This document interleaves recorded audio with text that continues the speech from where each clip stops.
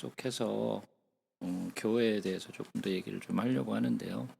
오늘은 본질적인 교회와 어떤 지역적인 교회에 대해서 좀 이야기를 좀 나눠볼까 해요. 교회는 크게 분류해서 두 가지로 나눌 수가 있는데요. 하나는 어, 본질적인 교회예요. 우리 예수 그리스도를 믿는 모든 성도들은 이 교회, 본질적인 교회에 모두가 속해 있어요. 이거는 이 본질적인 교회는 시간이나 공간이나 인종이나 나라나 교단이나 이런 거에 속하지 않은 정말 universal한 church. 어, 예수 그리스도는 교회의 머리로, 그리고 우리의 신랑으로서, 우리의 또 왕으로서, 그리고 우리는 그의 신부로서, 또 그의 자녀로서 속해 있는 이 universal한 church. 이거는 우리 모두에게, 우리가 다니고 있는 교회가 무엇이든 간에, 우리가 다니고 있는 교단이 무엇이든 간에 상관이 없이 예수 그리스도를 교회의 머리로 둔 이 교회를 지칭하고 있죠. 그래서 이 교회는 예수 그리스도를 믿음으로 말미암아 우리가 구원을 얻고 영적인 생명을 얻은 거죠. 이것은 남녀노소를 구분하지 않고 오직 우리의 신랑 대신 예수 그리스도를 섬기는 그 신부로서의 그런 모습을 갖춘 교회를 이야기하죠. 그래서 어떻게 봤을 때 이 유니버설한 본질적인 교회는 절대로 분리될 수 없는 교회예요. 하나의 교회예요. 예수 그리스도를 신랑으로 섬기는 하나의 교회. 그래서 분리될 수 없고 따로따로 있을 수가 없어요. 그래서 궁극적으로 교회란 개개인의 교회의 주의가 있을 수가 없어요.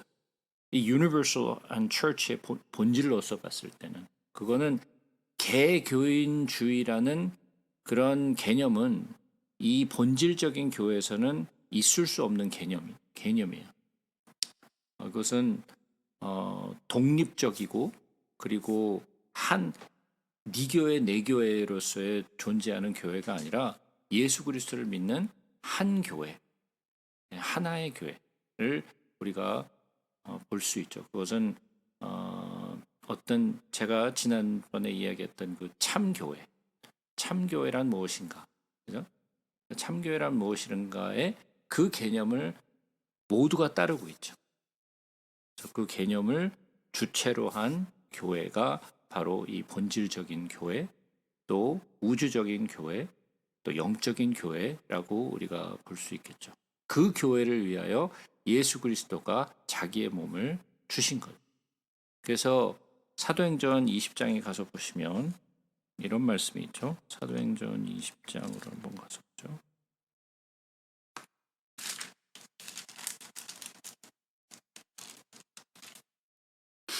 사도행전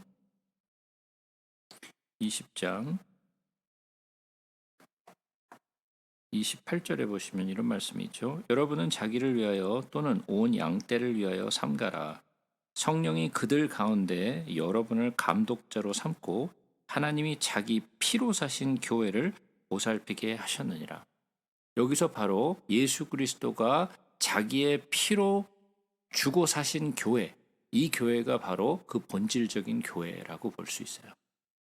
또한 마태복음 16장에서 우리가 볼 수 있는 베드로의 대화에서도 마찬가지로 내가 반석 위에 내 교회를 세우리라라고 말씀하셨던 것도 어떤 개개인의 어떤 지역적 교회를 얘기하는 것이 아니라 궁극적인, 그리고 본질적인 교회, 그 교회를 세우시겠다라고 말씀하신 거죠. 그래서 하나의 신부, 하나의 교회, 이것이 바로 본질적인 교회라고 우리가 볼 수 있겠죠. 에베소서 4장으로 한번 가서 보겠습니다. 에베소서 4장.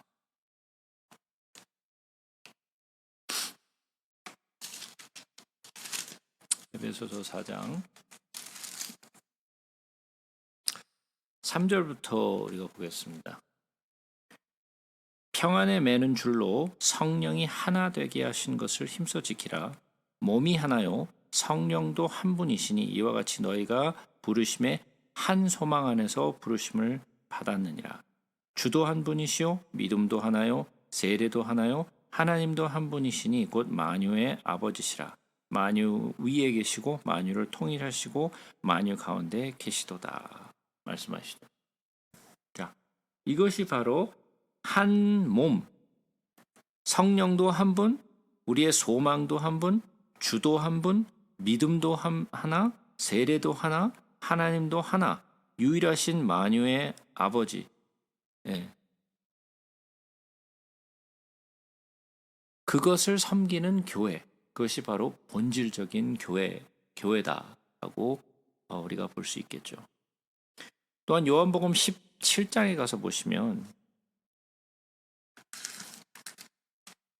요한복음 17장에 가서 보시면 예수님께서 기도하시는 그 내용이 나오는데 그 중에 21절 보시면 이런 말씀이 나오죠. 아버지여, 아버지께서 내 안에, 내가 아버지 안에 있는 것 같이 그들도 다 하나가 되어 그들, 그러니까 예수 그리스도를 믿는 모두가 다 하나가 되어 우리 안에 있게 하사 세상으로 아버지께서 나를 보내신 것을 믿게 하옵소서 그랬어요. 예.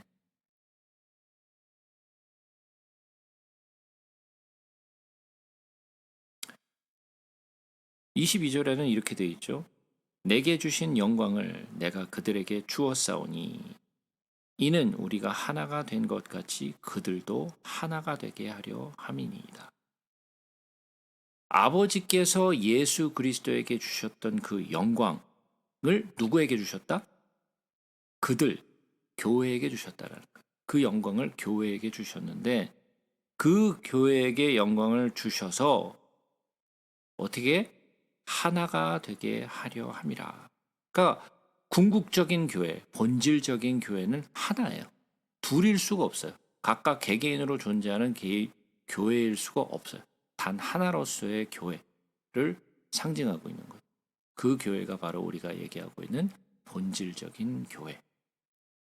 그러나 그 본질적인 교회를 이루고 있는 것은 무엇이냐라는 그 본질적인 교회를 이루고 있는 것은 결국은 각 시대 또 각 지역에 있었던 다양한 형태의 지역적인 교회가 또 있죠.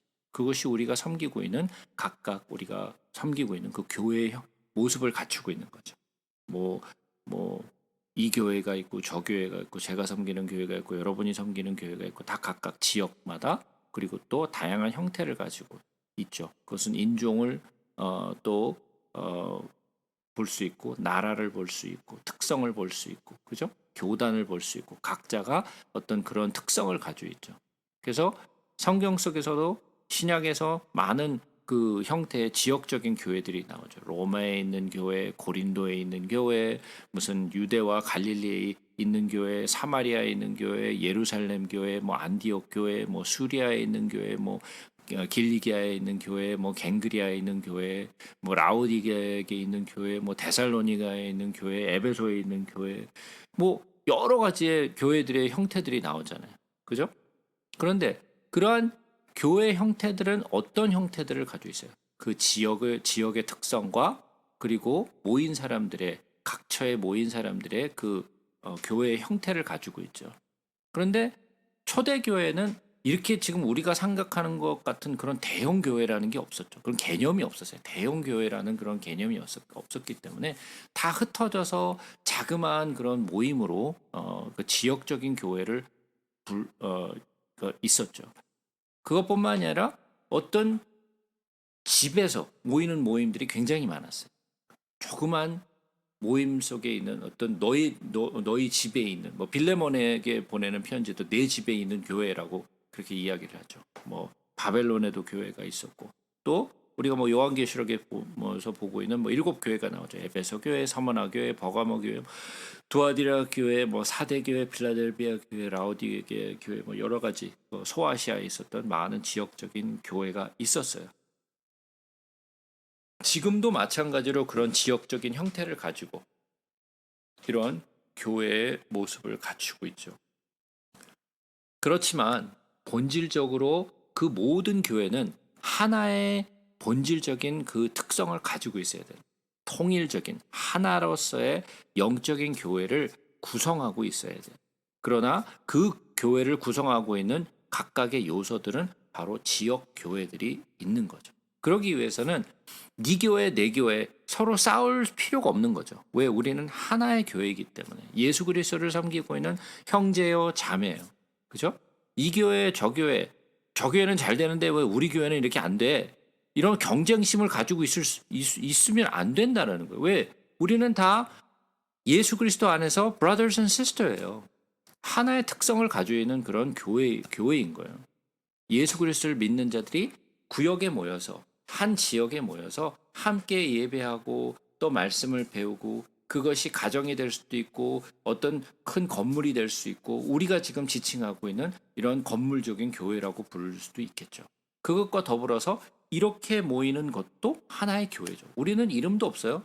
우리는 뭐 가정으로 모인 것도 아니죠. 이렇게 가상적인 공간에서 우리가 만나지만 이것도 하나의 교회를 이루는 거죠. 비록 이름은 없고 여기에 형태는 없다 할지라도. 그죠? 어쨌거나 지역 교회는 그 지역에 부르심을 입은 성도들의 모임이어야 되는 거예요. 건물이 아니고 그 지역적인 특성을 가지고 있는 부르심을 받은 성도들이 함께 모인 그 장소를 우리가 교회라고 부르는 거죠. 근데 그것이 하나의 건물을 이루고 있다고 보니까 그 건물을 갖다가 보고 우리는 교회라고 이야기를 하는 거죠. 그러나 그 교회에 정말 성도들이 없다면, 예수 그리스도를 섬기는 성도들이 없다면 그것은 그냥 건물일 뿐 그거는 교회일 수가 없는 거예요. 제가 예전에 성막에 대해서 얘기를 했을 때도 마찬가지로 성막은 뭐예요? 그냥 거룩한 천막이잖아요. 그죠? 하나님이 명하셔서 그 언약궤가 있고 모든 성물들이 있지만 하나님의 임재가 있어야 그것이 성막이지 하나님의 임재가 떠나버린 그것은 그냥 천막일 뿐이에요. 아무리 화려하게 만들어 놨다 할지라도 거기에 언약궤가 있다 할지라도 그것은 하나의 천막일 뿐이지 성소가 될 수는 없다라는 거예요. 성막이 될 수도 없고. 그죠? 그래서 초대 교회 때에는 그 교회 수가 그렇게 많지 않았기 때문에 다 사람들이 핍박을 통해서 다 흩어져 나갔죠. 그래서 그 흩어져 나간 지역에서 사람들이 또 교회를 세우고 또 거기에 있는 지역에 있는 사람들이 모여서 함께 무슨 교회 어떤 지역적인 뭐 라오디아의 교회라든지 데살로니 교회 무슨 에베소 교회라는 이런 모든 교회에 그냥 지역적인 이름을 붙였어요. 근데 요즘은 지역적인 이름을 부르지 않죠. 요즘은 그냥 무슨 뭐 한소망 교회 무슨 교회 뭐 이런 식으로 이름을 짓지만 예전에는 지역적인 교회 예를 들자면 자기가 살고 있는 동네의 그런 교회로 이렇게 이름을 불렸었죠. 근데 성도의 수가 이제 점점 늘어나기 시작하면서 지역 교회들이 점점 이렇게 성장해 나가기 시작하고 그리고 또 자연스럽게 그렇게 건물을 가질 수 없었던 그런 그 지역에서는 그냥 자연스럽게 집에서 예배를 드리는 형태들도 굉장히 많았다라는 거예요. 그러나 아까도 말씀드렸듯이 본질적인 교회든지 지역적인 교회든지 교회는 하나의 통일적인 성격을 가지고 있어요. 둘 다 하나의 어떤 인위적인 우리가 사람이 만들어낸 공동체가 아니라 예수 그리스도를 믿고 그리고 하나님의 부르심을 입어서 우리가 예수 그리스도를 교회의 머리로 섬기는 그런 공동체가 바로 교회인 거죠. 이런 지역적인 교회는 우리가 볼 수 있는 가시적인 그런 교회잖아요. 우리가 눈으로 볼 수 있는 본질적인 교회는 우리가 뭐 눈으로 볼 수 있는 것이 아니니까. 그러나 지역적인 교회는 우리가 눈으로 볼 수 있고 우리가 또 방문할 수 있고 뭐 이런 어떤 모임이 있으니까. 그러나 이 지역적인 교회는 그 안에는 뭐가 있느냐면 알곡과 가라지가 항상 같이 있어요. 알곡과 가라지가 항상 같이 존재해요. 그리고 그 교회는 가시적인 교회고 그 우리가 육신을 가지고 있는 사람들의 모임이기 때문에 그 안에는 사탄의 공격이 쉴 새 없이 있어요. 교회 안에. 뭐 그것이 뭐 교회 안에 들어가 있으니까 우리는 보호됐어. 이런 게 아니라 예? 건물이 우리를 보호하고 있는 것도 아니고 십자가의 그 사인이 우리를 보호하고 있는 것도 아니고 무슨 성경책이 나를 보호하고 있는 것도 아니에요. 그죠? 그런 것이 보호하는 것이 아니라 예수 그리스도가 우리를 지키시는 성령이 우리를 지키시는 거죠. 그죠? 그런 많은 사람들이 모였을 때 정말 우리를 지키시는 분은 그리스도가 우리를 지키시죠. 예수 그리스도가 우리를 지키시죠. 그러나 우리는 알곡과 가라지라는 그 형태에서는 절대로 벗어날 수 없다. 우리는 어떻게 해서든 야, 가라지는 어떻게 다 뽑아버리고 알곡만 있는 교회를 좀 세워보자. 예, 그런 교회는 있을 수가 없어요. 예. 알곡과 가라지가 항상 같이 있을 수밖에 없는 그런 존재. 그러다 보니까 교회 안에는 뭐가 있어요? 갈등이 있고, 그리고 또 교회 안에는 많은 또 다툼이 있고, 교회 안에는 많은 어려움들이 있어요. 그거는 우리가 고린도 전서 후서를 보면서 사도 바울도 그 교회하고 얼마나 많은 갈등들이 있었고, 또 그 교회는 막 또 사도 바울을 막 핍박하고, 또 사도 바울은 또 편지를 보면서 너희들이 왜 그러니 뭐 그러면서 막 뭐 편지를 주고받으면서 막 신경질 내고 막 이런 온갖 일들이 있잖아요. 하다못해 사도 바울도 그 교회들과 그런 다툼이 있고 그런 갈등이 있었는데 우리 보통 이런 교회 모임에 갈등이 없을 수가 없단 말이죠. 우리의 생각에는 이런 갈등등이 좀 그냥 다 없어져 버렸으면 좋겠고, 교회는 전부 다 그냥 빽빽한 알곡들만 그냥 빽빽하게 모였으면 참 좋겠다라는 그런 생각을 가지고 있죠. 그러나 그건 불가능하다라는 거죠. 이러한 상태, 알곡과 가라지가 이렇게 함께 존재하는 그런 불완전한 공동체로서 언제까지 가느냐? 마지막 심판 때까지 가요. 그러나 우리가 마지막 때에 가면 비로소 달라지는 것이 있어요. 뭐가 달라질까요?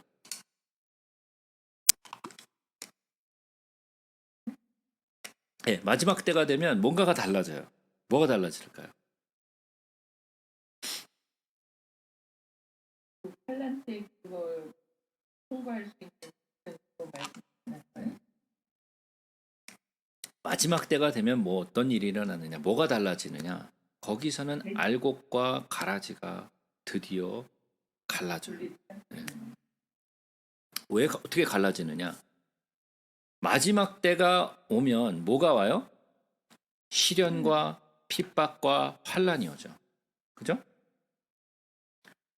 적그리스도의 세력이 예수 그리스도를 믿는 세력에게 핍박을 막 쏟아붓는단 말이에요. 환란이 온단 말이에요. 그 환란은 우리가 알고 있던 역사 속에 얼마나 많은 끔찍한 핍박들이 있었어요. 예? 그 로마 시대의 그 핍박은 정말 말도 정말 할 수 없을 만큼 굉장히 많은 핍박이 있었잖아요. 그죠? 초대교회에 많은 핍박들이 있었고, 또 그 이후에도 많은 교회 핍박들이 있어 왔어요. 환란이 있어 왔어요. 그런데 성경은 뭐라고 얘기하느냐? 이 환란, 마지막 때의 환란은 우리가 알고 있는 역사 속에서 기록된 그런 환란과는 비교도 할 수 없는 무지막지한 환란이 오는데, 이거는 정말 우리가 만약에 7년이라는 그 기간을 만약에 지난다면 선택된 자들도 그거를 견뎌낼 수 없을 만큼 너무나 무지막지한 그런 환란이기 때문에 이 날을 줄이셨잖아요. 3년 반이라는 시간으로 줄이셨어요. 3년 반이라는 그런 시간이 그러면 쉬울까요? 절대로 쉽지 않아요. 그 3년 반이라는 시간이 정말 무지막지하게 정말 어려운 시간일 거예요. 그런데 그런 환란이 교회에게 닥쳐왔을 때 어떤 일이 일어나느냐? 예수 그리스도를 버리고 신앙을 버리고 믿음을 버리는 사람들이 거기서부터 이제 생겨나기 시작한다는 거예요. 그때는 가라지들이 분리되어 나가요. 지금은 어떻게 해서든 이 가라지들을 띄워보려고 막 해도 이게 뭐 그냥 딱 붙어 있어갖고 이걸 갈라낼 수가 없는데, 그때 되면 저절로 갈라져요. 그 환란 때문에, 그 어려움 때문에 믿음을 포기하고 예수 그리스도를 포기하고 자기의 신앙을 포기하는 사람들이 계속해서 나타날 거예요. 그러면 남아있는 사람들이 많을까요? 그 갈라져서 나가는 가라지가 더 많을까요? 네. 남아있는 자가 좋겠죠. 네. 남아있는 자는 적어요. 떨어져 나가는 가라지들은 무지막지하게 많을 거예요. 그러면 사람들이 심리라는 게 있잖아요. 군중 심리라는 게 있는데 다 떨어져 나가. 그러면 나도 떨어져 나가야 되나 싶은 거죠, 이게. 남는 사람이 많으면 나도 있어야지 이런 마음이 드는데 남는 사람이 별로 없으면 나도 가야 되나 막 이런 마음이 드는 거예요. 제가 예전에 그 주리들이 때문에 코트에 이제 갔었어요. 가니까 뭐 한 100몇 명이 와 있어. 100몇 명이. 그 홀 안에. 와우. 근데 그 주리는 7명을 뽑아요. 예? 7명을 뽑는데 뭐 100명이 넘는 사람들이 있는 거예요. 그러니까 와우. 정말 이 정도의 사람들이 있으면 나는 뭐 안 해도 뭐 충분하게 될 것 같구만. 그런데 그렇게 생각한 거야? 그런데 그 저지가 여러 가지 막 설명을 해요. 막 설명을 하면서 무슨 얘기를 하냐면 어떤 여행이나 몸이 아프거나 간병이나 뭐 이런 연유가 있는 사람들은 손을 드세요 그러는 거야. 거의 90% 이상이 손을 들어요. 90% 이상이 손을 들어요. 그래갖고 사람들이 저지를 만나갖고 그 이유를 쫙 설명하는데 저지가 너무너무 제너러스해. 예? 오케이. excuse. 다 나갔어. 다 나갔어. 남은 게 한 12명 남았어요. 12명. 그 중에서는 7명을 또 갈라내야 되는 거예요. 근데 그 90명 이상이 손을 드는데 저도 손을 들어야 될 것 같더라고요. 다 손을 드니까 손을 안 드는 게 바보야. 아니 다 드니까.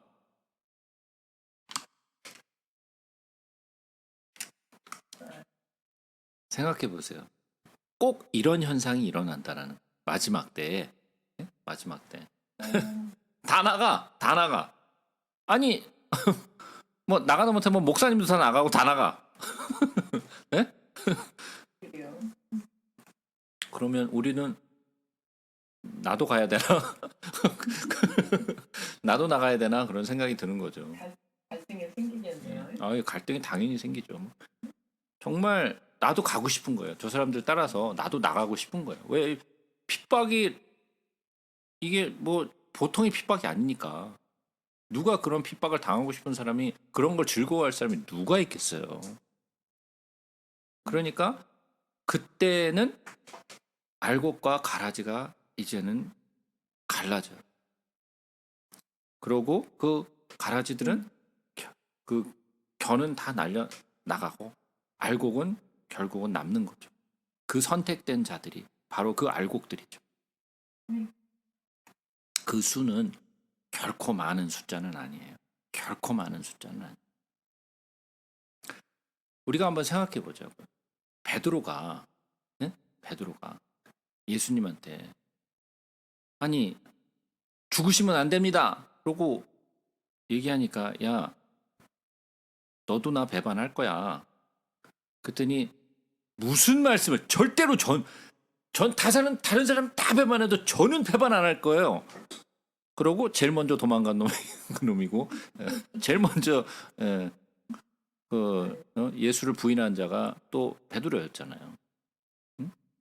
그런 것처럼 우리의 마음에 지금 오늘 이 순간에는 내가 주를 위하여 내가 내 마음을 지키고 신앙을 지키고 예수 그리스도를 향한 그 믿음을 잃지 않겠습니다. 그러고 오늘은 작정하겠죠. 베드로도 똑같은 마음이었어요. 자기는 그때 당시에는 고백할 때만큼은 정말 자기는 안 그럴 것 같았어. 근데 사람들이 무대기로 오고 무기를 들고 칼을 들고 오니까 무서워지는 거예요. 그 결국은 예수를 부인하고 도망가게 되는 거예요. 이러한 일들이 앞으로도 수도 없이 많이 일어날 거예요. 오늘도 우리의 마음은 그렇죠. 그래 나는 다 도망가도 나는 지킬 거야. 마음은 철떡 같죠. 그러나 그 상황이 와봐야 하는 거지 모르는 거죠.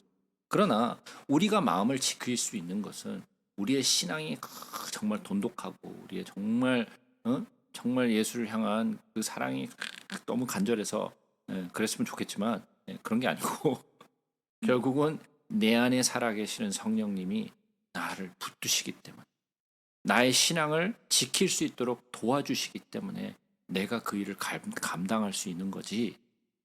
내가 만약에 성령님의 도우심이 없었다면 나도 박차고 나가버렸을 거예요. 왜 많은 교회인들이 떠날 것이냐? 오늘은 교회에 정말 충실하고 열심히 하는 그런 사람들이 왜 예수를 버리고 떠날 것이냐? 그 안에 뭐가 없다? 성령이 없기 때문에. 성령이 없으면요, 이거를 어느 누구도 견뎌낼 사람이 없어요.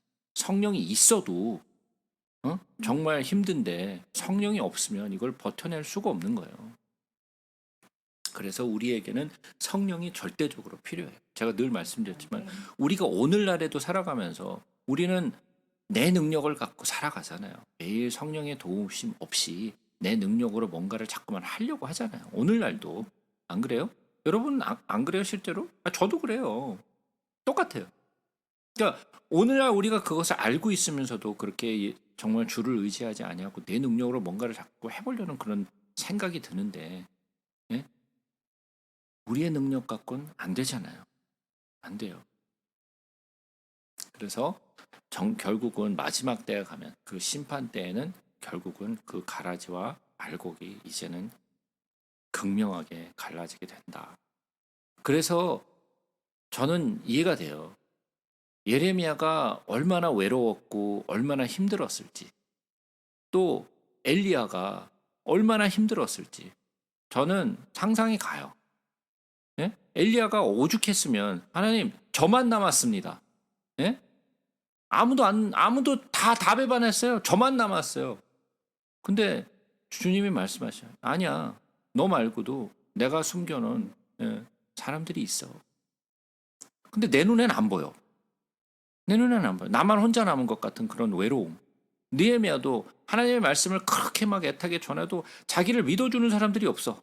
다 뭐 이상한 거짓 선지자 취급하고 무슨 맨날 쥐어받고 맨날 감옥에 쳐넣고 구덩이에 넣고 막 자기만 혼자 남은 것 같은 그런 외로움. 우리도 똑같은 외로움을 겪을 거예요. 나만 남은 것 같은. 다 어디 갔어? 그 신실하게 생각했던 사람들 다 어디 갔어? 그런 외로움 속에서 많이 힘들 거예요. 그냥 육체적인 그런 환란도 무지막지하겠지만 심적인 그 어려움도 아마 굉장할 거예요. 그래서 이 유니버설한 처치, 본질적인 교회와 지역적인 교회가 있는데 그 지역적인 교회는 우리가 함께 모여있는 공동체로서의 생활을 하기 때문에 그 안에는 알곡도 있고 가라지도 있다. 그것은 마지막 때까지 끝까지 그런 상태로 어려운 상태로 간다. 그렇기 때문에 교회 안에서 사랑만 있었으면 좋겠고 서로가 서로를 위하는 그런 교회였으면 너무 좋겠지만 가라지와 알곡이 함께 공존하기 때문에 그 교회 안에도 갈등이 있고 교회 안에도 싸움이 있고 교회 안에도 어려움들이 많이 있다라는 것을 우리가 인정해야 된다라는 거예요. 자, 그러면 이 지역 교회에 어떤 조직이 있잖아요.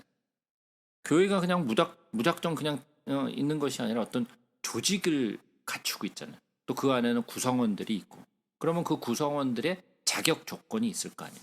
그러면 조직은 어떻고 구성원은 어떻고 자격은 어떤 자격을 가지고 있어야 하는가라는 거죠. 일단 조직에 대해서 한번 생각해 보세요. 예. 조직 그러니까 무슨 예, 조폭 같은 그런 조직이 아니고 교회 안에는 조직을 이루어야 되니까 그 조직은 정말 우리가 잊지 말아야 하는 것은 이거예요. 교회는 민주주의가 아니에요.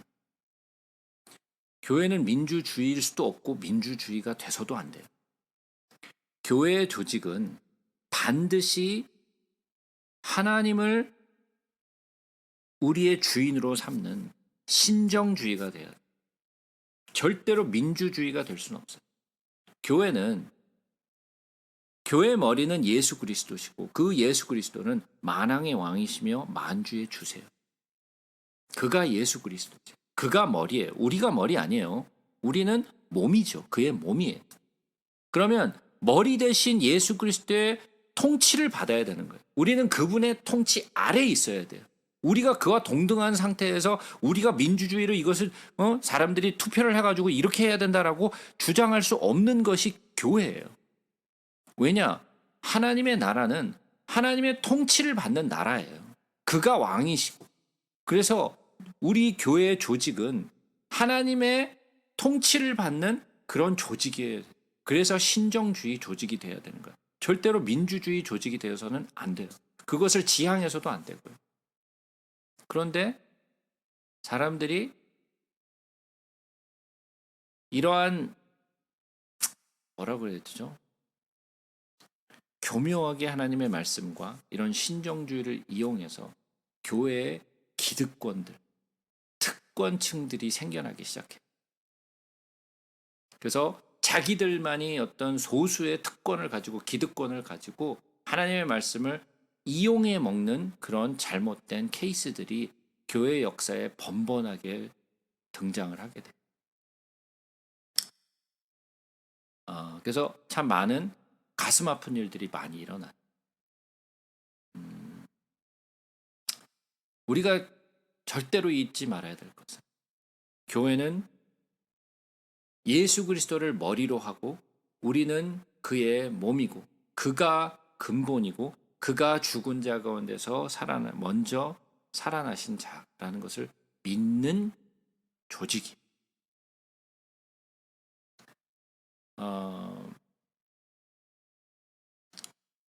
이 지역적인 교회는요, 우리가 쉽게 말하면 하늘나라, 우리가 궁극적으로 있는 그 하늘나라의 대사관인 거예요. 대사관. 대사관에는 뭐가 있죠? 대사들이 있죠. 영사들이 있고, 그렇죠? 엠베서들이 있죠. 그러면 그 엠베서들이 있고 그 안에 또 조직을 또 섬기는 사람들이 있잖아요. 그것과 똑같은 조직이에요. 그러나 대사관은 자기 멋대로 행동하는 게 아니에요. 그 나라에서 파견한 대사들은 그 대사와 그 대사관에서 일하는 모든 사람들은 그 파견한 나라의 통치를 받고 그 법을 따라야 되는 거예요. 지 멋대로 나는 뭐 이 나라에 파견됐으니까 난 내 멋대로 할래. 이게 안 되는 거예요. 그 대사관은 그 자기를 파송한 그 나라를 대표하는 거예요. 그죠? 그러면 우리는 하늘나라를 대표하는 사람으로 우리는 그 하늘나라를 대표하지만 우리가 그냥 혼자 그 독단적으로 뭔가를 할 수 없이 그 나라의 통치와 그 나라의 법을 따르며 그의 명령을 따라가야 되는 거예요. 그것이 교회예요.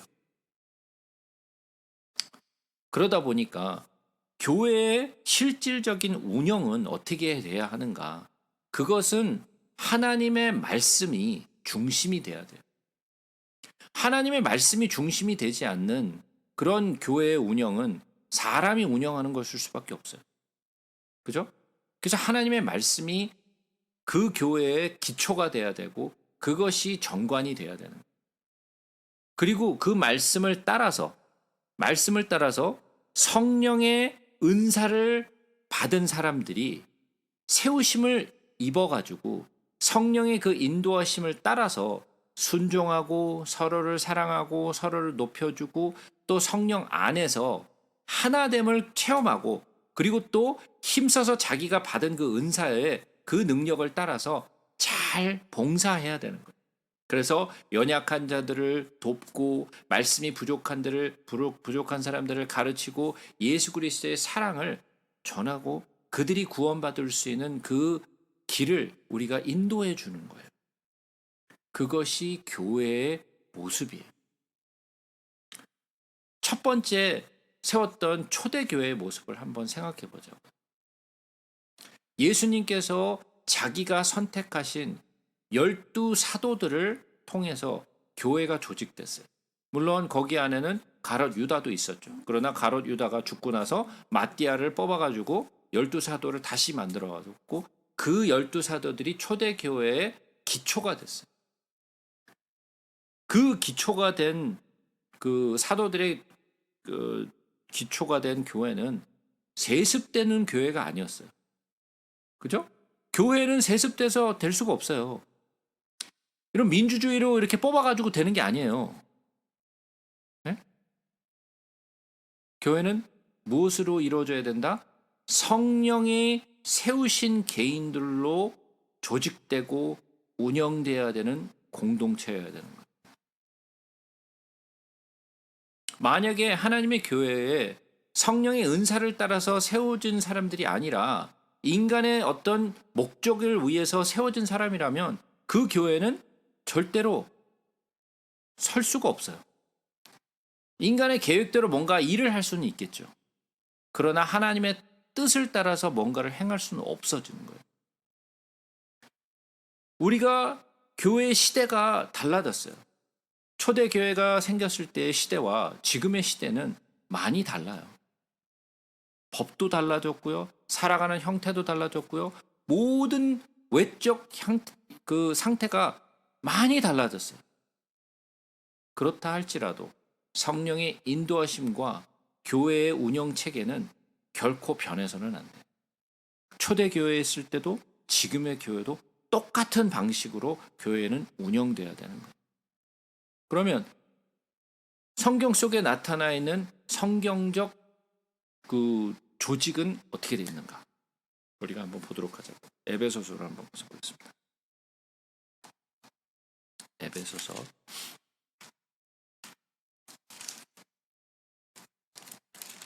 에베소서 4장.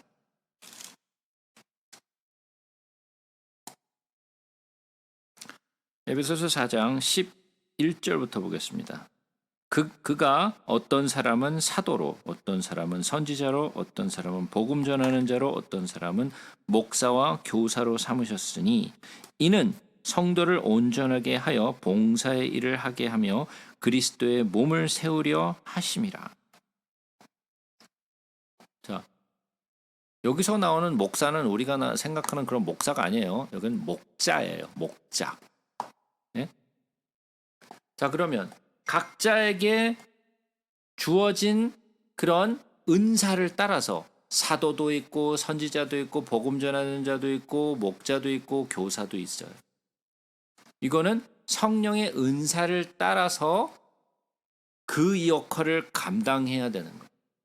그러면 뭐를 한다고요? 이걸 맡아갖고 봉사를 하는 거예요. 무슨 봉사? 성도를 온전케 하는 봉사.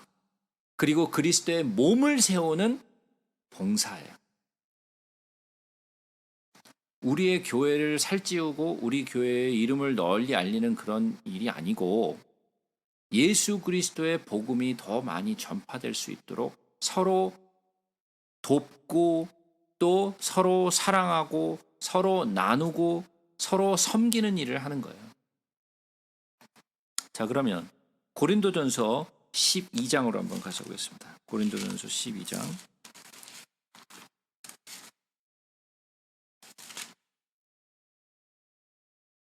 고린도전서 12장 4절부터 보겠습니다.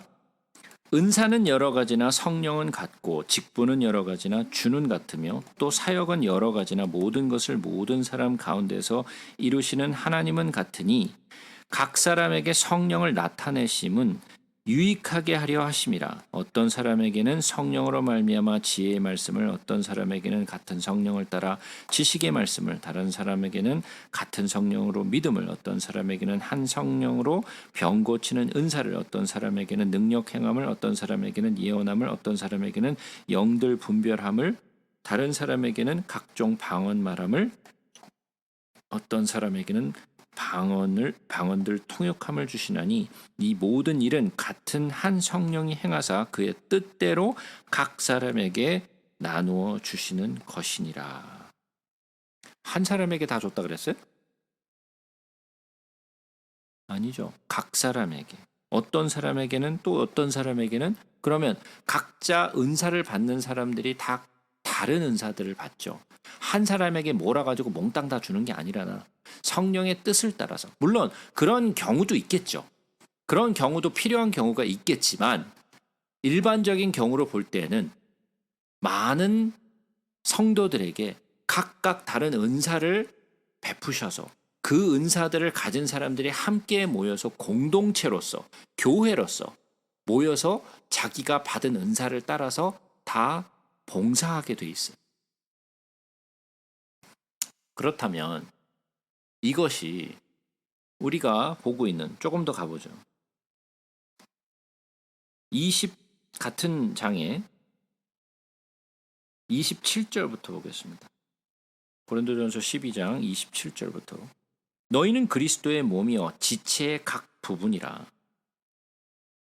하나님이 교회 중에서 며칠 세우셨으니 첫째는 사도요, 둘째는 선지자요, 셋째는 교사요, 그 다음은 능력을 행하는 자요, 그 다음은 병 고치는 은사와 서로 돕는 것과 다스리는 것과 각종 방언을 말하는 것이라. 다 사도겠느냐? 다 선지자이겠느냐? 다 교사이겠느냐? 다 능력을 행하는 자이겠느냐? 다 병 고치는 은사를 가진 자이겠느냐? 다 방언을 말하는 자이겠느냐? 다 통역하는 자이겠느냐? 너희는 더욱 큰 은사를 사모하라. 내가 또한 가장 좋은 길을 너희에게 보이리라. 자, 그렇다면 은사는 각각 다른 은사를 받은 사람들이 각각 은사를 따라서 어떤 사람은 선지자의 역할을 하고 어떤 사람은 교사의 역할을 하고 어떤 사람은 능력을 행하고 어떤 사람은 병 고치는 은사를 나타내고 어떤 사람은 돕는 것과 어떤 것은 다스리는 것과 또 방언을 말하는 것과 여러 가지 은사들을 다 함께 모아서 사용할 수 있는 그런 교회의 특성을 가지게 된다라는 거죠.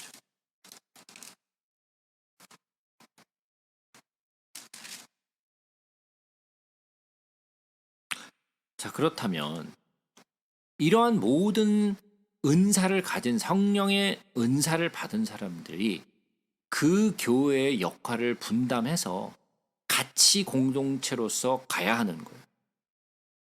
자, 그렇다면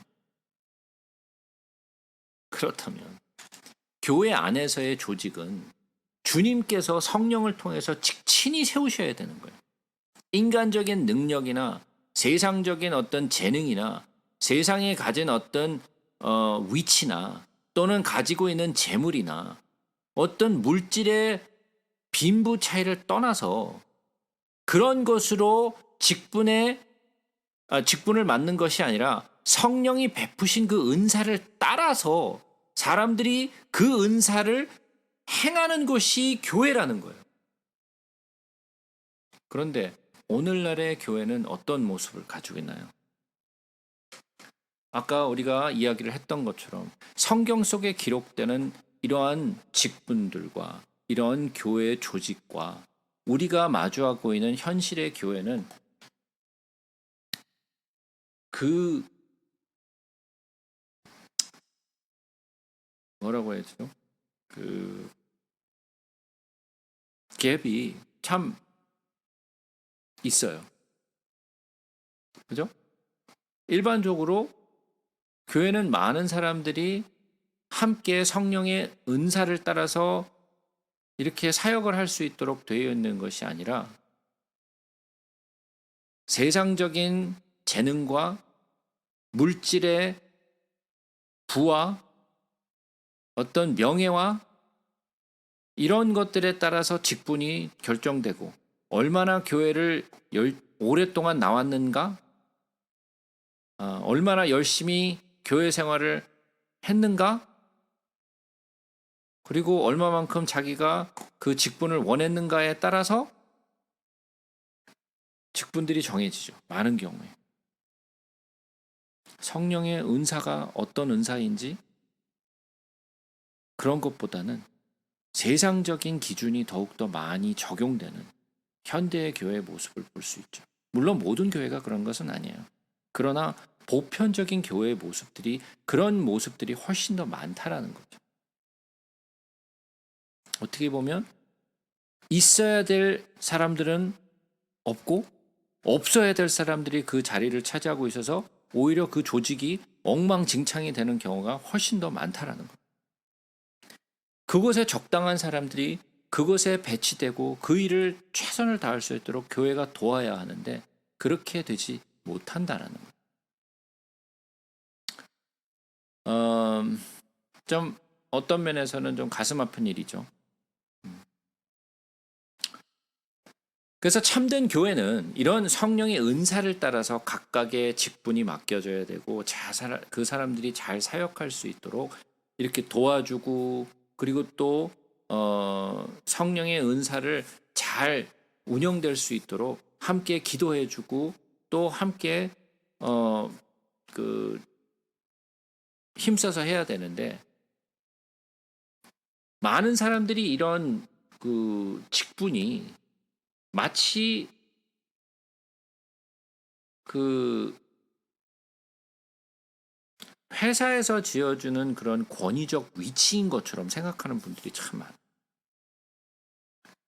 목사님이 가장 위에 있고 다른 뭐 부목사님들이 그 아래에 있고 장로님들이 그 아래에 있고 권사님들 있고 그 안수 집사님들이 있고 집사님들이 있고 그다음에 그 맨 아래 하위에는 그 피라미드에는 그 성도들이 있고 이런 마치 권위적 통치, 그러니까 세상에서 이루어지고 있는 운영 체계를 따라서 교회가 많이 운영된다라는 거. 직분은 권위적일 수 없어요. 직분은 봉사를 위해서 필요한 거예요. 교회를 세우고 성도들을 세우는 그러한 봉사적인 헌신이 필요한 것이에요.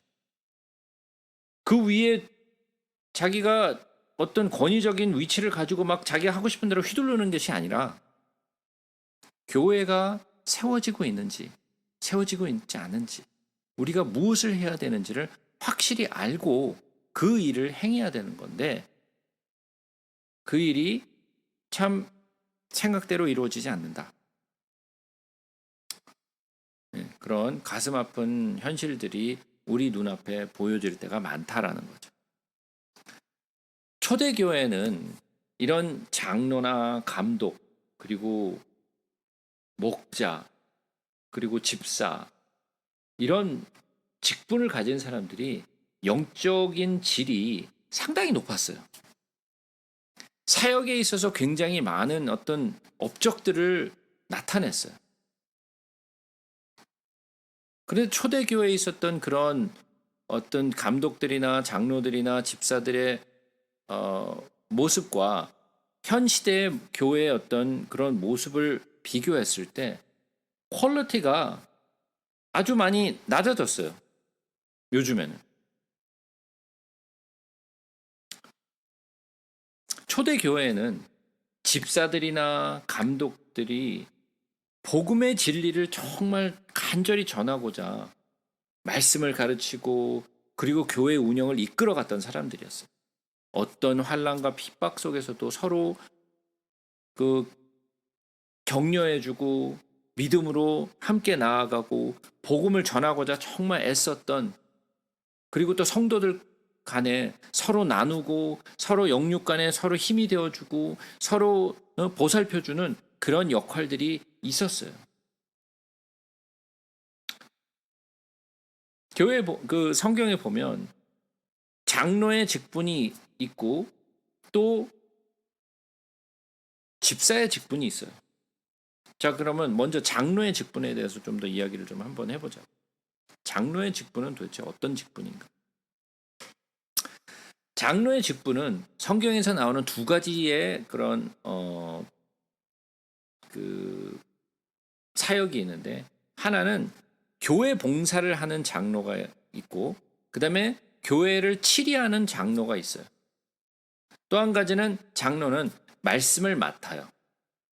그래서 감독이라는 그런 단어가 나오는데 그 감독은 교회 봉사나 치리를 담당하는 장로와 같은 존재로 볼 수 있어요.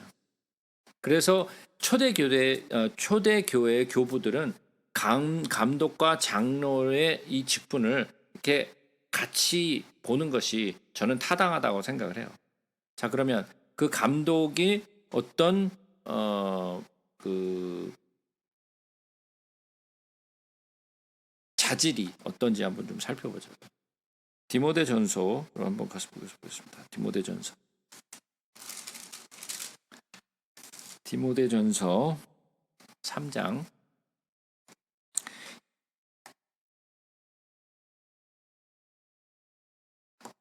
미쁘다 이 말이여 곧 사람이 감독의 직분을 얻으려 함은 선한 일을 사모하는 것이라 함이로다.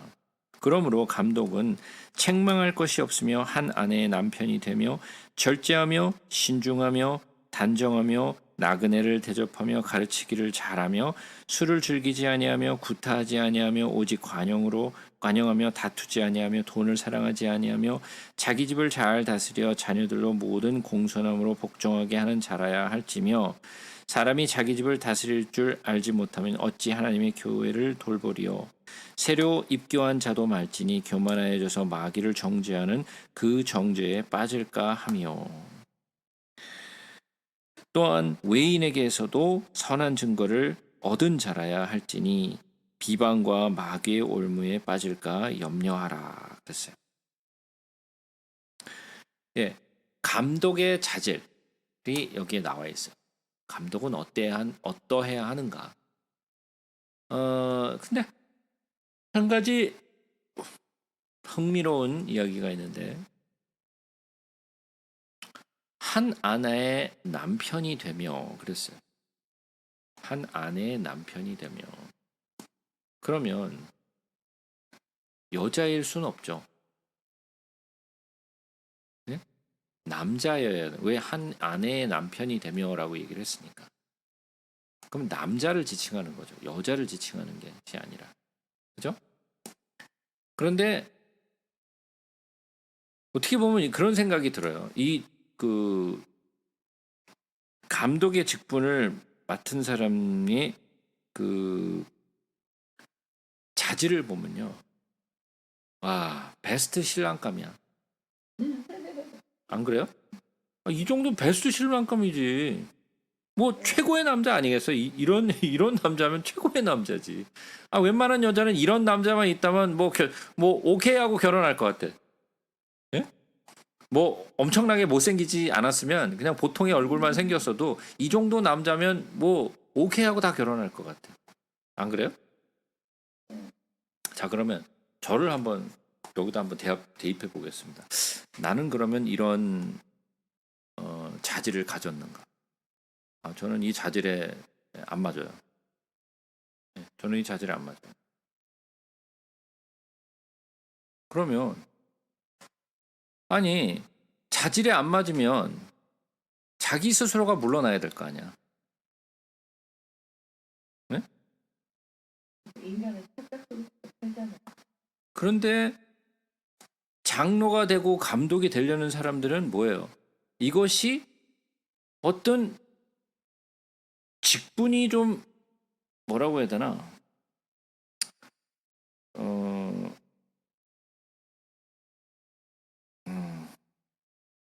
뭐 단어가 딱 떠오르는 게 떠오르질 않는데 이게 마치 현지? 뭐라고 해야 되죠? 그냥 어떤 그 회사에서의 어떤 위치 있는 그런 뭐 예를 들자 뭐 VP 뭐 부사장 정도 또는 무슨 어떤 뭐 전무 또는 무슨 뭐 상무 이 정도에 되는 위치로 자꾸만 생각하시는 것 같아요. 교회 안에서 그러니까 바깥의 그 세상의 조직과 비교를 하자면 그런 위치에서 이렇게 막 뭔가를 오다하고 이렇게 하시는 걸로 좀 생각하시는 것 같아요. 그러니까 뭐라고 해야 되나 그 한국말 단어가 떠오르지 않는데 약간 그런 위치에 어떤 뭔가를 이렇게 내가 다스릴 수 있는 그런 직분을 가졌다라고 생각하시는 것 같아요. 그런데 그런 직분과 성경이 말하는 직분은 조금 다르죠. 우리가 조금 더 보자고요. 사도행전으로 한번 가서 보겠습니다. 사도행전.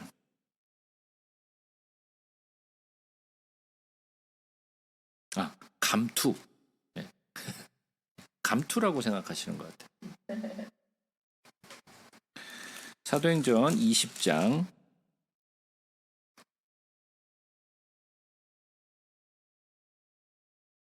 사도행전 20장 28절을 한번 보겠습니다. 여러분은 자기를 위하여 또는 온 양떼를 위하여 삼가라. 성령이 그들 가운데 여러분을 감독자로 삼고 하나님이 자기 피로 사신 교회를 보살피게 하셨느니라. 이분들은, 이 감독자들은 뭐 하시는 분들이에요? 하나님이 자기 피로 사신 교회를 보살피는 사람들. 무엇을 보살펴요? 온 양떼를. 온 양떼를. 그리고 또 빌립보서로 한번 가서 보겠습니다. 빌립보서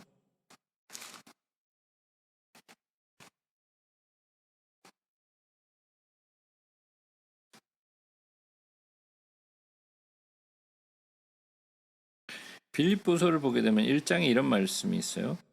그리스도 예수의 종 바울과 디모데는 그리스도 예수 안에서 빌립보에 사는 모든 성도와 또한 감독들과 집사들에게 편지하노니. 그러니까 이 교회에 편지를 보내는데 거기 안에는 뭐가 있어요? 빌립보라는 교회에 성도들이 있고 감독들이 있고 집사들이 있죠. 그죠? 자, 그러면 그 직분을 가진 사람들이 디모데 전서 3장으로 한번 가서 보겠습니다.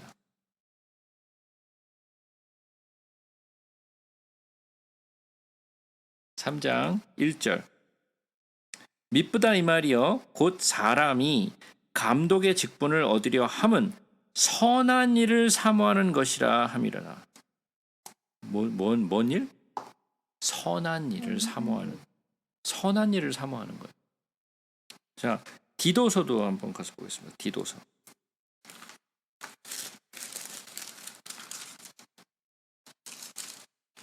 디도서 1장 7절을 한번 보겠습니다.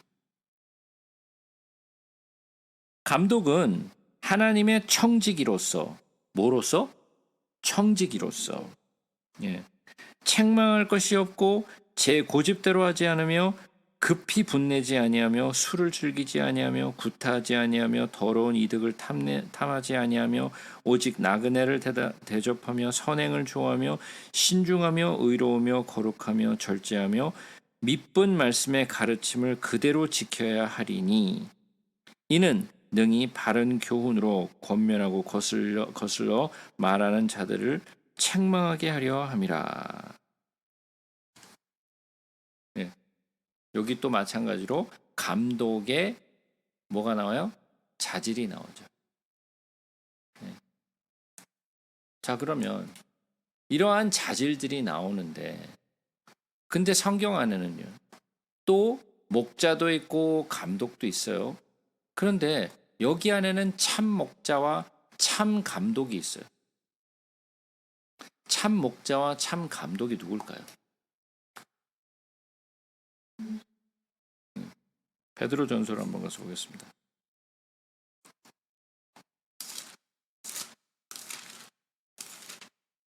베드로전서 2장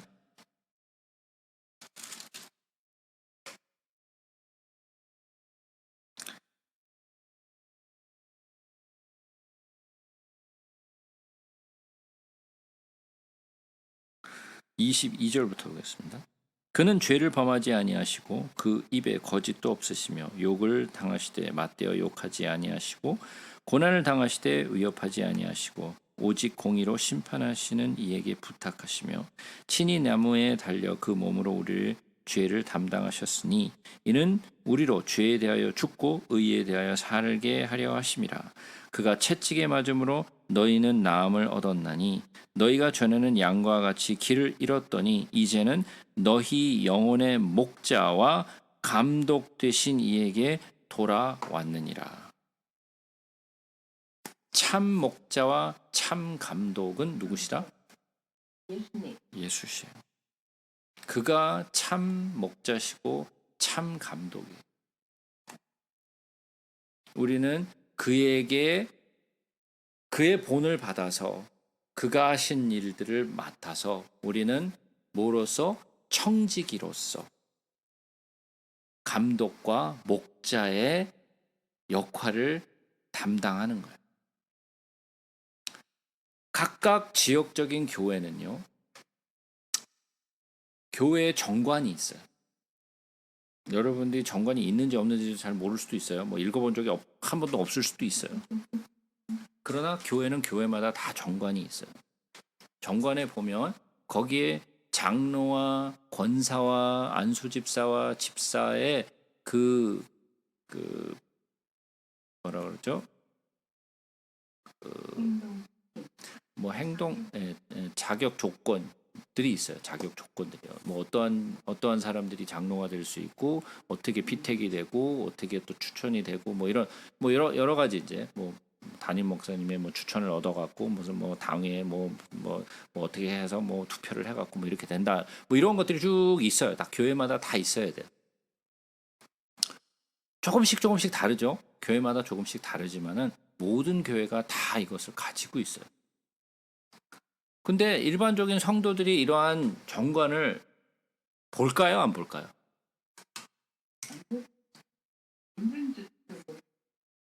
여러분들의 교회에 정관이 있는 건 아시죠? 네, 몰라요? 네. 네.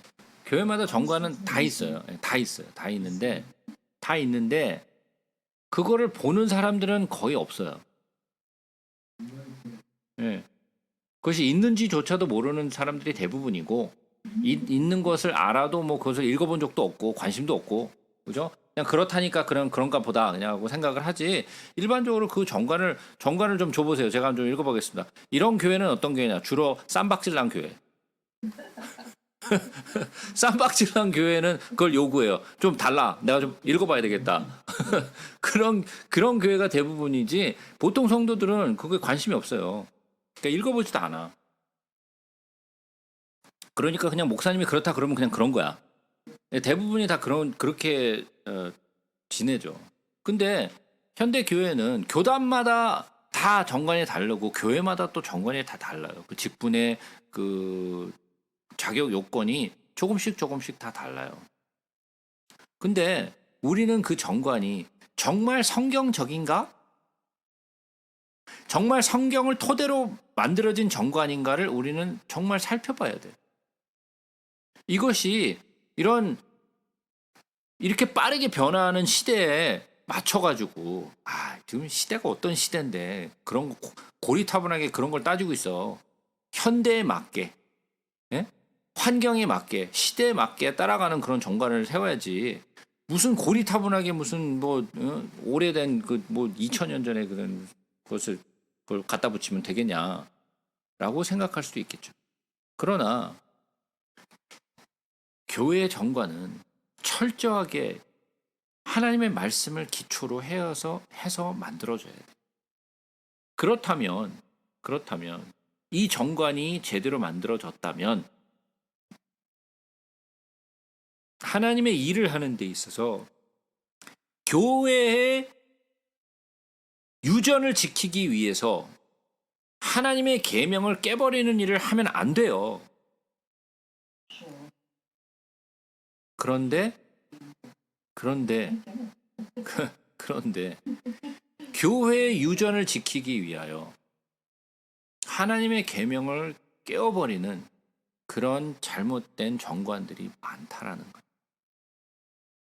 성경에도 기록되어 있지 않은 너무나 오랫동안 굳혀져 버린 교회의 이런 절차와 이러한 유전 때문에 이건 모든 세대들이 다 해왔고 모든 교회들이 다 하는 거야. 그러니까 우리도 해야지 라고 생각해서 만들어진 것들이 많다라는 거예요. 그래서 사람들이 이제는 성경을 기준으로 해서 모든 것을 바라보는 것이 아니라 현대 교회의 정관을 통해서 예배도 그렇고 봉사도 그렇고 모든 조직의 활동도 그렇고 모든 것들이 이러한 사람이 만들어낸 교회의 전통과 교회의 이런 규율을 지키기 위하여 하나님의 말씀을 버려버리는 그러한 잘못을 행하는 것들이 많다라는 것. 잘못된 가르침들.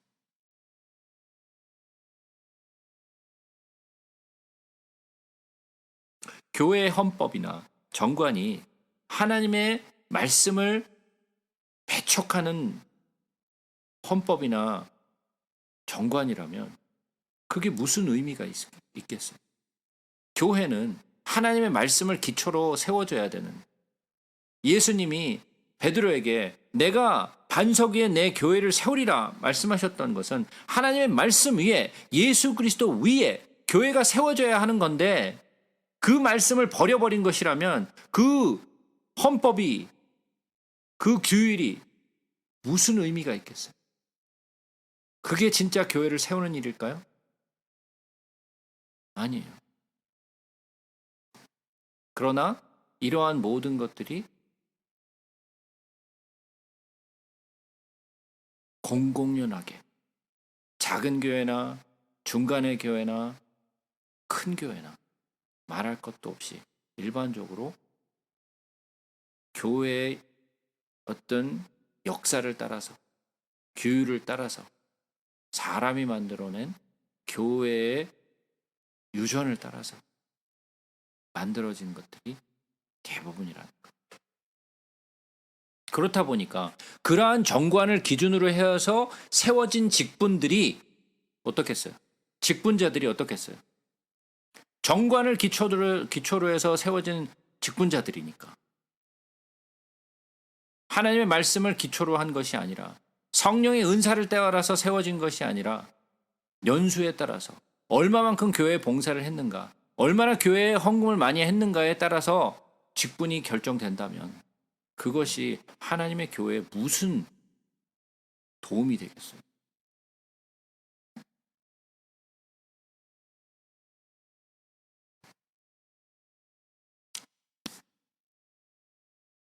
우리가 교회 직분자를 하나님의 성령이 우리에게 주시는 은사를 따라서 세워지는 것이 아니라 어떠한 사람들의 기준에 따라서, 그리고 교회의 전통을 따라서 직분자의 사회적 위치와 그리고 물질의 소유에 따라서 정해진다면 그 교회는 근본적인 문제를 갖고 있다라고 얘기할 수 있겠죠.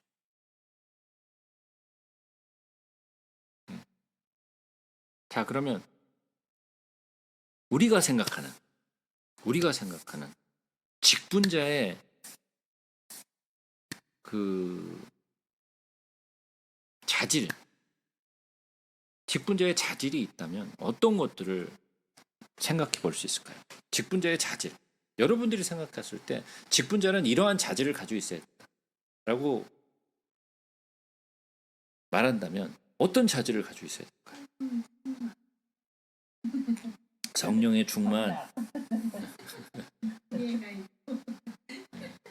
사랑이 많고 많고, 무엇보다도 남을 기억하는 마음, 저는 중요하게 생각해요. 나보다 남을 생각하는 마음. 그래서 저는 그게 항상 제 인생살이에서 걸림돌이 되는, 나는 이렇게 하는데 왜 저 사람들은 왜 저렇게 못할까? 그게 저는 항상 그래요. 나 같으면 그런 지도자로서 좀 큰 마음, 그게 좀 중요한 것 같아요. 만약에 이기적이 아닌 그런. 자, 그러면 세상에서도 이기적이 않은 사람들이 있어요. 세상에서도 사랑하는 사람들이 있고요. 세상에서도 겸손한 사람들이 있고요. 세상에도 정말 인내하는 사람들이 다 있어요. 그러면 사회적으로 그렇게 그런 성격을 가지고 있으면 직분자로서 자질을 갖춘 걸까요? 아니죠. 아니겠죠? 그렇죠. 믿음이 없으면은 직분자가 될 수 없죠. 교회 안에서 아무리 아니, 교회 안에서 직분자 가운데 믿음이 없다라고 말하는 사람이 누가 있어요? 다 믿음이 있다라고 그러죠. 그래서 딱 보면 저 사람은 진짜 성령이 사로잡힌 사람이다. 말씀의 반석 위에 제대로 세운 사람, 성령의 인도하심을 받는 사람, 하나님을 진정으로 사랑하는 사람. 그래서 처음에 그냥 아무나 직분자 세우는 거야. 직분자 없어도 돼요. 형제 자매로 불린다. 봉사하면 돼. 사람들은 그런 걸 굉장히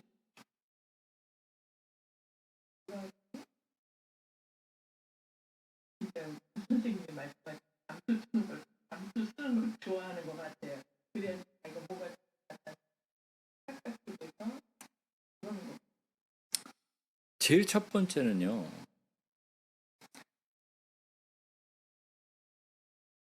거듭남이 있어요. 예수 그리스도를 믿음으로 말미암아 중생의 경험을 해야 돼요. 만약에 예수 그리스도를 믿음으로 말미암아 거듭남의 그 경험이 없다면 그거는 그리스도인이 아니에요. 그래서 로마서 8장에 뭐라 그랬어요? 제가 맨날 강조하는 말 있죠. 로마서 8장 뭐라 그랬죠? 로마서 8장 하면은 여러분들이 그거라고 생각해야 되는데 그거 하고 떠오르지가 않죠. 얼마나 쉬운 일이야. 네. 뭘까요? 하나님의 영으로 기도함을 만일 너희 속에 9절 말씀이죠. 하나님의 영이 거하시면 너희가 육신에 있지 아니하고 영에 있나니 누구든지 그리스도의 영이 없으면 그리스도의 사람이 아니라. 배울게요.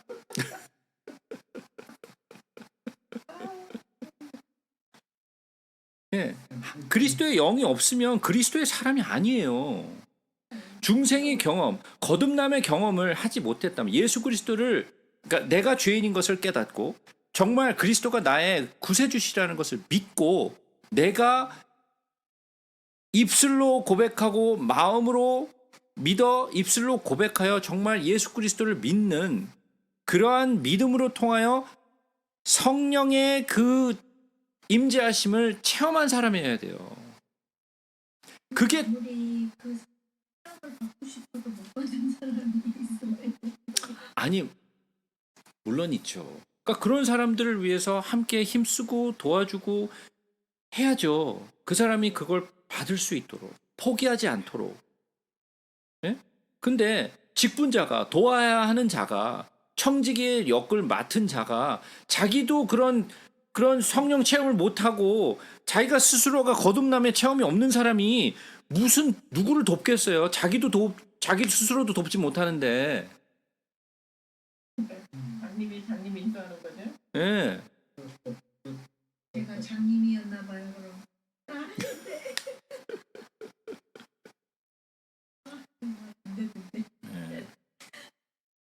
그리고 하나님의 참된 교회가 무엇인지를 알아야 돼요.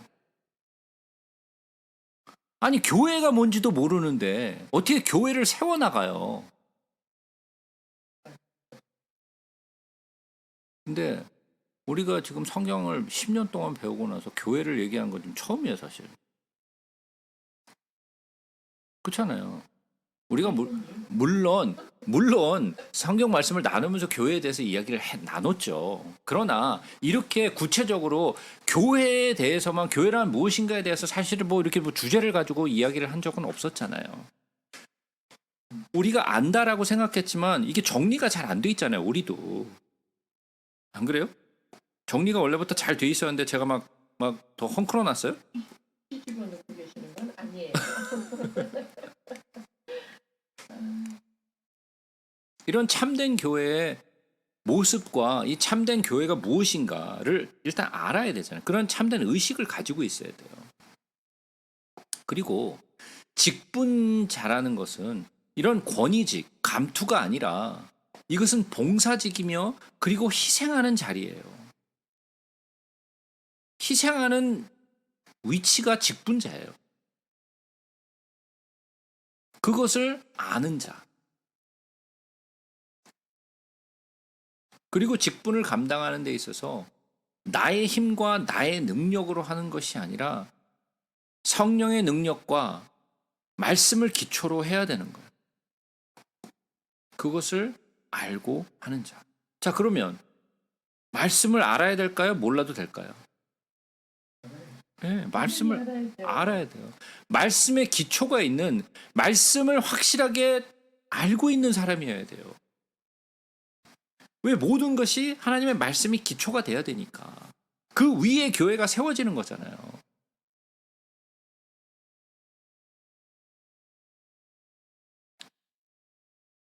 물론 쉽게 말했을 때 기도와 말씀과 성령이 함께 가야 돼요. 그죠? 말은 쉽죠. 네. 근데 얼마나 많은 사람들이 진짜 그 말씀의 기초를 잘 쌓고, 네? 그 말씀을 따라서 기도와 성령의 인도하심으로 하는 사람이 몇 명이나 된다라고 생각하세요? 그러니까 직분자는 아무나 세워서는 안 된다라는 거예요. 어느 교회는 그러잖아요. 전 성도의 권사.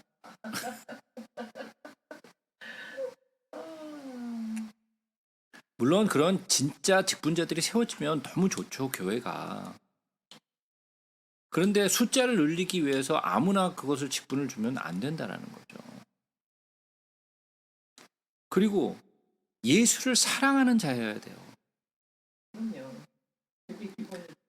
내가 예수를 사랑하지 않으면 아무것도 안 돼요.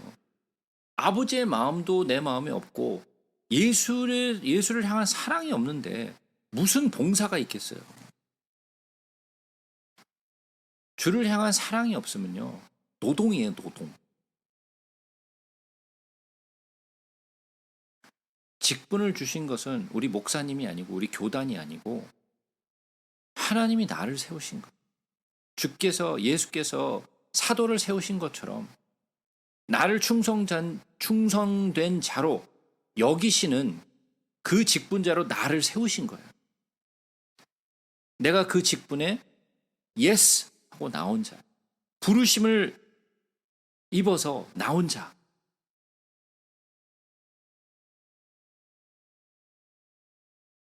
그리고 디모서에서 얘기하는 것처럼 가정과 직장과 교회 안에서, 예? 덕망도 있어야 되고 모범도 돼야 되고 언어도 순해야 되고, 그죠? 뭐 막 밖에서는 개차반으로 살고 막 그냥 다 때려 부시고 막 두들겨 패고 뭐 이러던 사람이 교회 와서 네 아멘 이러면서 직분자를 할 수가 없는 거잖아요. 그러면 안 되죠. 그리고 그가 하는 모든 일에는 교회를 세우는, 성도를 세우는, 덕을 세울 수 있는 그런 은사가 분명히 나타나는 자여야 돼. 성경이 얘기하는 성령의 은사를 받은 자여야 돼.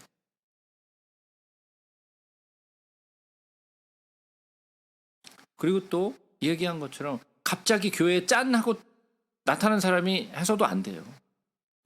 교회를 이해하고 또 교회의 상황도 알고 이런 모든 것을 잘 이해하고 있는 사람이 교회를 또 직분자로 세워야 돼요.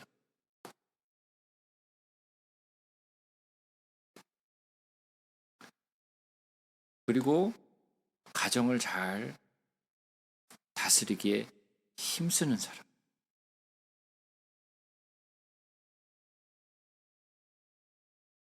그리고 하나님의 말씀에 순복하고 겸손한 자.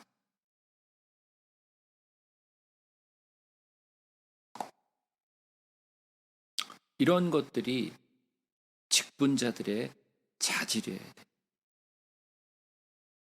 이런 것이 정관에 있을까요? 없을까요? 없어요.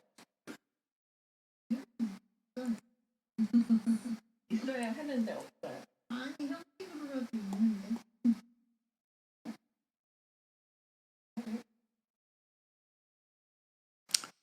이런 모습으로는 없어요. 예. 있는 교회도 있는데. 물론 있죠. 모든 교회가 없다라는 이야기가 아니죠.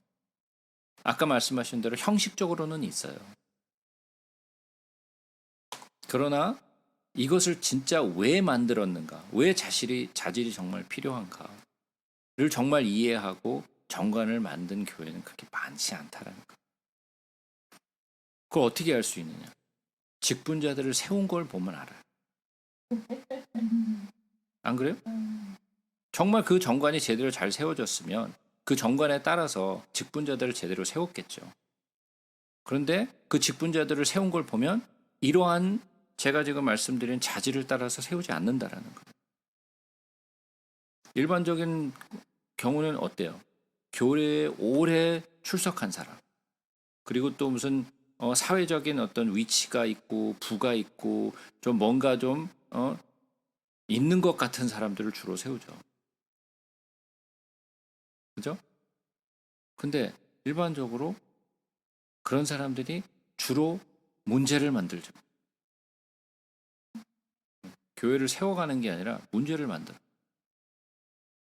너무 똑똑해. 너무 아는 게 많아. 네, 너무 똑똑해. 그래서 자기 주장대로 해야 돼.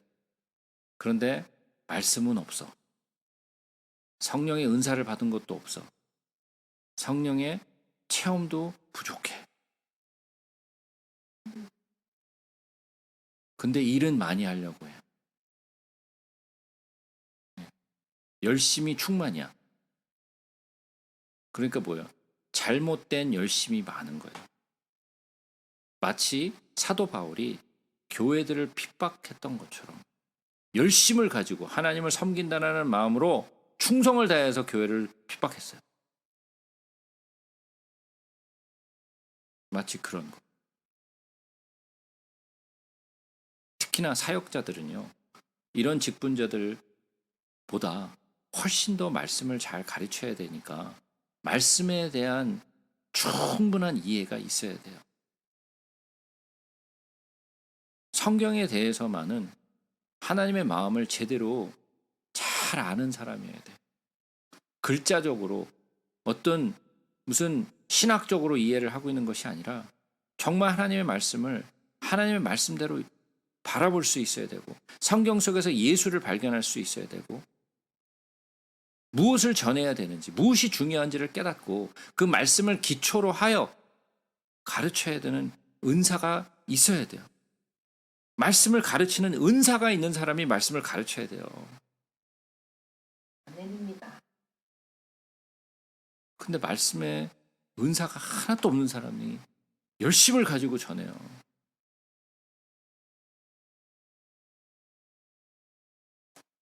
소경이 소경을 인도하면 둘 다 빠져요. 그래서 성경은 뭐라 그래요? 아무나 선생하지 말라 그랬잖아요. 너희는 더 심판을 받을 거니까 아무나 선생하지 말아라 그랬어요. 근데 교회가 선생이 부족하잖아. 사역자가 부족하잖아. 그러니까 그냥 막 갖다 채우기 바빠. 숫자 채우기. 자, 그러면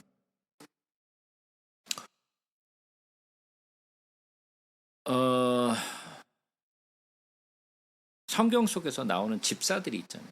예를 들어서 뭐 빌립 같은 집사. 얼마나 성령에 충만했어요. 뭐 디모데도 집사였죠. 감독자이기도 했고.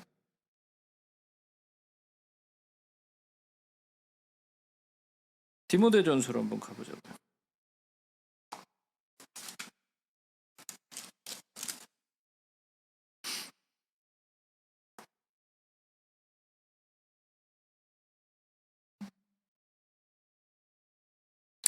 디모데전서 3장 8절부터 봅니다.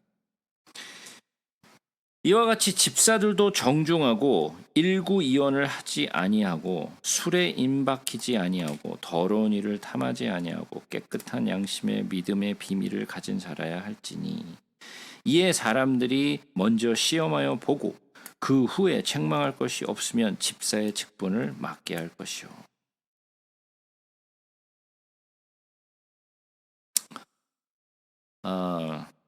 힘들죠?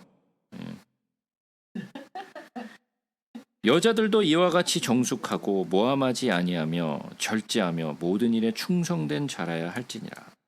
자, 그러면 집사는 여자도 되고 남자도 되죠. 그죠?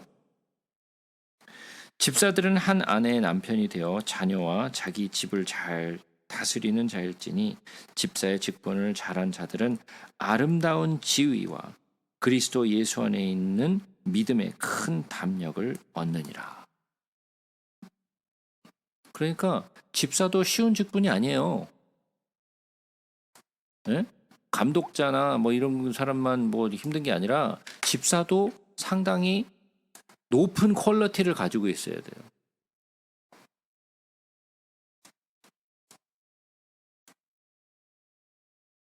저는 왠지 몰라도 예전에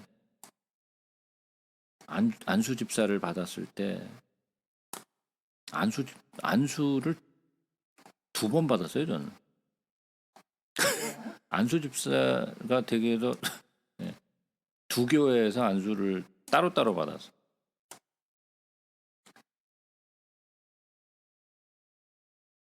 물론 안수 집사라고 뭐 어디 가서 얘기도 안 하지만은 안수 집사 같은 뭐 자격을 갖춰야 뭐 안수 집사라고 얘기를 하지 뭐 안수만 받으면 안수 집사인가?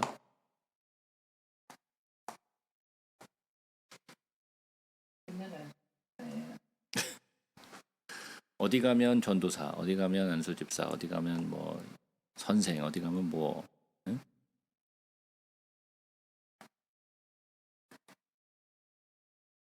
우리가 생각할 때 성경이 기초가 되어야 한다면 우리가 정말 이러한 것들에 있어서 정말 성경을 기초로 하고 있는가? 정말 생각해 봐야 되는 거 아니겠어요?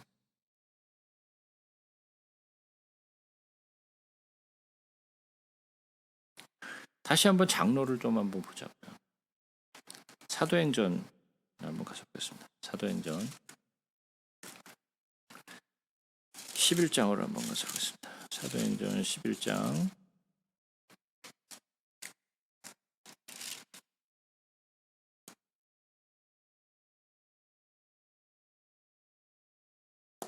29절부터 봅니다. 제자들이 각각 그 힘대로 유대에 사는 형제들에게 부조를 보내기로 작정하고 이를 실행하여 바나바와 사울의 손으로 장로들에게 보내니라. 부조를 하기 위해서 바나바와 사울의 손으로 장로들에게 보냈다 그랬어요. 그러면 장로들은 이런 부조한 것을 받아서 교회에 치리하는 데 사용을 하는 거죠. 그죠? 또 사도행전 14장으로 한번 가서 보겠습니다.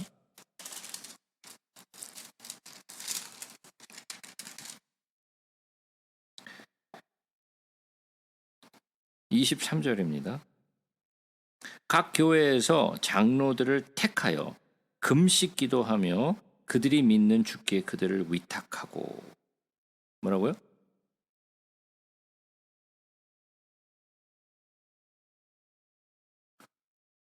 각 교회의 장로들을 택하라 그랬어요. 그래서 금식 기도를 부탁했죠. 그러면 무슨 일 때문에 기도를 부탁한 거예요? 19절에 보면 이런 말이 있죠. 유대인들이 안디옥과 이고니온에서 와서 무리를 충동하니 그들이 돌로 바울을 쳐서 죽은 줄로 알고 시외로 끌어 내치니라. 네. 장로들은 무엇을 위해서 금식 기도를 하라 그랬어요? 사도 바울이 두들겨 맞았죠. 돌로. 네? 죽은 줄 알았어. 하도 뭐 기절해서 쓰러져 있어서. 그래서 그 장로들에게 금식 기도를 부탁했죠. 또 사도행전 15장으로 한번 가봅니다. 2절부터 봅니다. 바울 및 바나바와 그들 사이에 적지 아니한 다툼과 변론이 일어난지라. 형제들이 이 문제에 대하여 바울과 바나바 및 그 중에 몇 사람을 예루살렘에 있는 사도와 장로들에게 보내기로 작정하니라. 바울과 바나바가 다퉜어요. 이 할례 문제 때문에 다투니까 이 바울과 바나바를 예루살렘에 있는 사도와 장로들에게 보냈다 그랬어요. 그래서 뭐 하라고? 중재하라고. 예. 바울과 바나바를 중재해. 누가? 사도와 장로들이. 예, 사도와 장로들이. 마찬가지로 15장과 16장의 내용을 보시게 되면 예루살렘에 있는 교회 사도들과 장로들에게 내용을 전하고 나서 그것을 의논하고 그다음에 그 교회가 결정을 해서 그것을 지키기로 결정을 해요. 그런 일을 누가 하는가? 바로 사도들과 장로들이 했어요.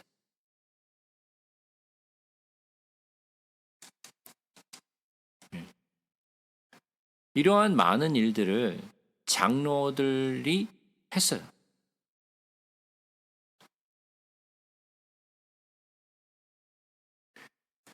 디모데전서에도 마찬가지로 장로에 대한 많은 이야기가 나와요.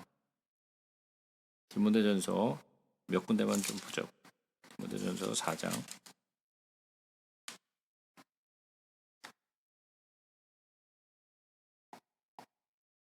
14절을 한번 보겠습니다. 디모데전서 4장 14절. 내 속에 있는 은사 곧 장로의 회에서 안수받을 때에 예언을 통하여 받은 것을 가볍게 여기지 말며 이 모든 일에 전심전력하여 너의 성숙함을 모든 사람에게 나타내게 하라. 내가 내 자신과 가르침을 살펴 이 일을 계속하라. 이것을 행함으로 내 자신과 내게 듣는 자를 구원하리라 그랬어요. 내 자신과 가르침을 뭐 하라고요? 살피라 그랬어요. 그러니까 그냥 가르치고 끝나는 게 아니라 내가 잘 가르치고 있는가, 잘하고 있는가 살펴보라는 거예요. 저도 마찬가지예요. 제대로 하고 있는가, 제대로 가르치고 있는가, 제 스스로 살펴봐야 돼요. 그냥 뭐 입이라고 붙은 게 입이라고 그냥 나부랑거리면 그냥 끝이 아니라고요. 그게.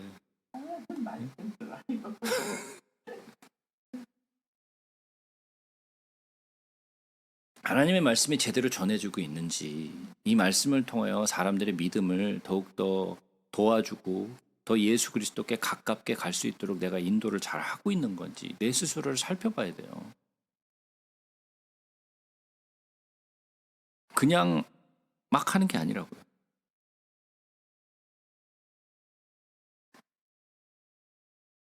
디모데전서를 보게 되면 이러한 많은 내용들이 나와 있어요. 사도 바울도 그리고 디도도 이 장로들을 세우기 위해서 애썼어요. 병든 자가 있으면 장로를 청하라 그랬어요. 그죠? 베드로전서 5장에서 가보면 베드로가 뭐라고 얘기를 하냐면요.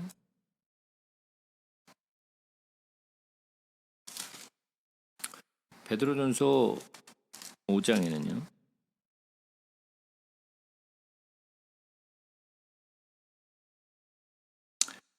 5장 1절부터 보겠습니다. 너희 중 장로들에게 권하노니 나는 함께 장로된 자요. 베드로가 뭐라고요? 자기가 장로래. 장로래요. 네. 베드로가 장로라고 자기가 고백을 해요. 그리스도의 고난의 증인이요 나타날 영광에 참여할 자니라. 너희 중에 있는 하나님의 양무리를 치되 억지로 하지 말고, 네? 억지로 하지 말고 하나님의 뜻을 따라 자원함으로 하며, 기쁜 마음으로 하라는 거야. 자원하는 마음으로 하며, 더러운 이득을 위하여 하지 말고 기꺼이 하며 맡은 자들에게 주장하는 자세를 하지 말고 양무리의 본이 되라. 그리하면 목자장이 나타나실 때, 이 목자장은 누구예요? 예수. 나타나실 때 시들지 아니하는 영광의 관을 얻으리라. 젊은 자들아 이와 같이 장로들에게 순종하고 다 서로 겸손으로 허리를 동이라. 하나님은 교만한 자를 대적하시되 겸손한 자들에게는 은혜를 주시는지니라. 그러므로 하나님의 능하신 손 아래에서 겸손하라. 때가 되면 너희를 높이시리라. 그러면서 나오는 말이 뭐예요? 너희 염려를 다 주께 맡기라. 이는 그가 너희를 돌보심이라. 예, 여기에부터 나온 말이에요. 앞뒤 다 빼먹고 맨날 요것만, 응? 너희 염려를 다 주께 맡기라. 요 말만 나와요. 앞뒤는 알 거 없어. 뭐 왜 무슨 말을 하다가 이 말이 나왔는지 뭐 관심도 없어. 그냥. 예?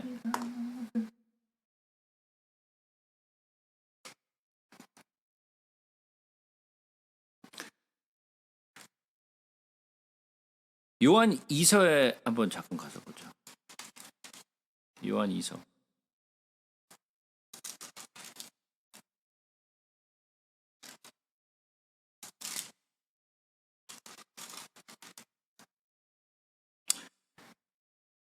(1절을) 보겠습니다. 장로인 나는 누가 나 누구야? 요한이요. 요한이에요. 요한도 장로였네. 예. 오늘 새로운 거 발견. 예. 장로인 나는 택하심을 받은 부녀와 그의 자녀들에게 편지하노니 그랬어요.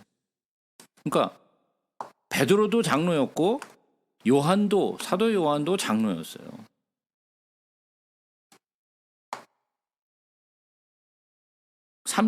요한 3서 1장에도 나오죠. 장로인 나는 사랑하는 가이오 곧 내가 참으로 사랑하는 자에게 편지하노라. 예. 성경에 자기가 장로라고 이렇게 붙여놨어. 직접. 근데 우리는 처음 보는 얘기야. 예. 우리는 성경을 신약도 보고 구약도 다 봤는데 늘 보면 볼수록 왜 이렇게 새로운 게 많은지 모르겠어. 예.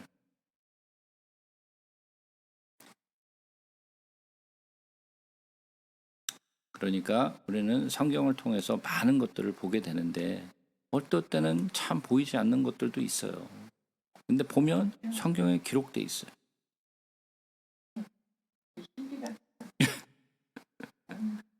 이런 장로들, 집사들, 그리고 또 감독들이 이런 직분자들이 나오는데 그 직분자들이 어떠한 자질을 가지고 있어야 하는지 그리고 어떠한 마음으로 또 교회를 섬겨야 하는지 성경이 그거를 말해주고 있어요. 그러면 우리가 기초해야 될 것은 뭐라? 하나님의 말씀이어야 돼요. 교회의 전통일 수도 없고요. 유전일 수도 없어요. 하나님의 말씀이 기초가 돼야 돼요. 왜? 교회는 예수 그리스도의 반석 위에 세워진 교회이기 때문에. 자, 그러면 오늘은 여기까지만 하죠.